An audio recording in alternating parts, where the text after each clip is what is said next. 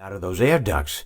It's not easy for a hippopotamus to fit up there, and not easy to get down either, and not as young as I used to be, as you can see. I used to be able to do all sorts of things. You're young, you're vibrant, you have that sort of pep in your step.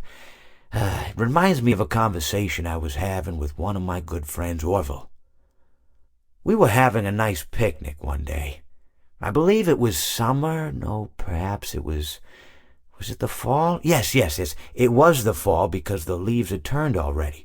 But I said to Orville, I says, Orville, I have a story to tell you.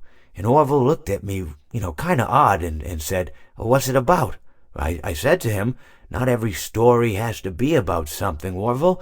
Sometimes a person just wants to talk. Why does everything have to be a story? I said to him. He just looked at me and he said, well, you said you had a story, and he was quite right. I did, in fact. I told him I had a story. I suppose if a person just wants to talk, then it's best to not announce that you're telling a story. Telling a story does come with its own pressures and expectations, I suppose.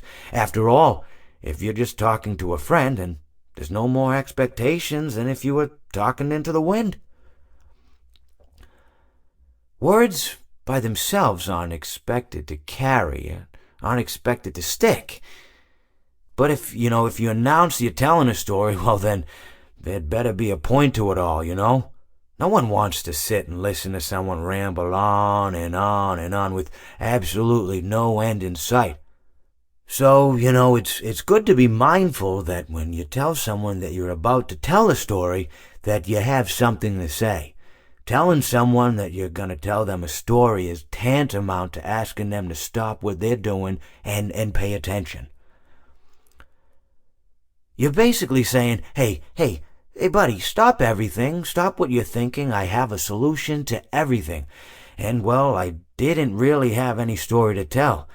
In hindsight, I probably just misspoke when I said that I had a story.